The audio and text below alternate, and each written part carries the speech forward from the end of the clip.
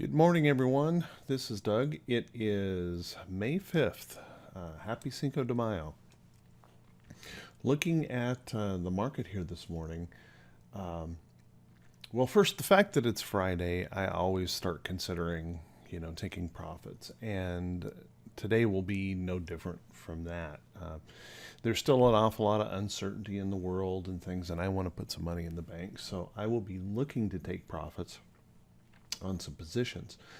But looking at this consolidation range, I wrote in my morning note this morning that this is a lot like, we've got the bulls and bears fenced into a very small range. Now the question is, um, which gate, which gate's going to swing open?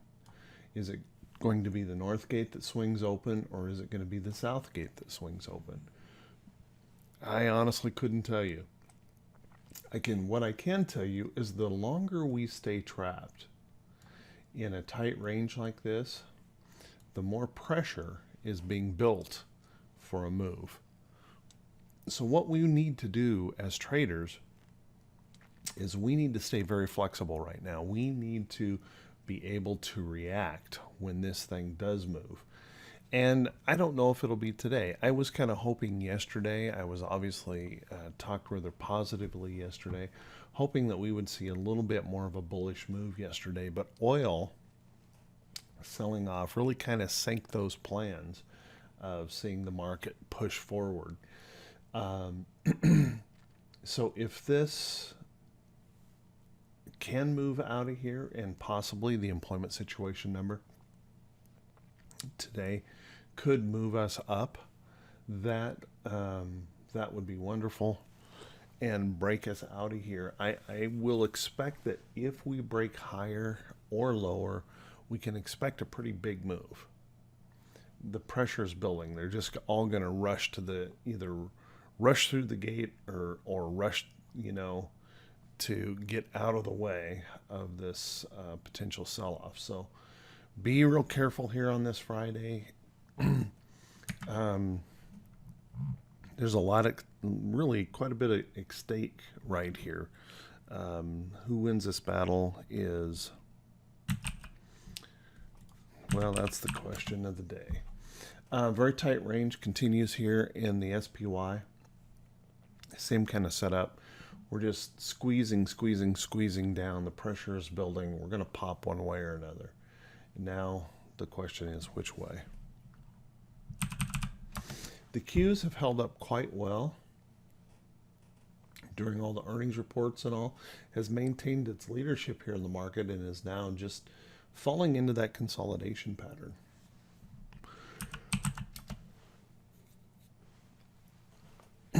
And the IWM got quite weak yesterday with oil selling off, but bounced back nicely before the end of the day, taking some support right off of that level. Question is, can it push back up through this resistance level? And I don't know. It's a tough market to decide. We're just winding up tight. Now it's going to be harder the longer we stay in this tight consolidation. We may find really good buy signals, but it's going to be harder to make money on them because volatility or that momentum of the market is starting to diminish. The longer you stay trapped in an area, we diminish that momentum, and even good signals will be a little bit harder to make money on. So be careful. We want to stay very flexible here and keep an open mind because this could go either direction. Okay, if you only think long,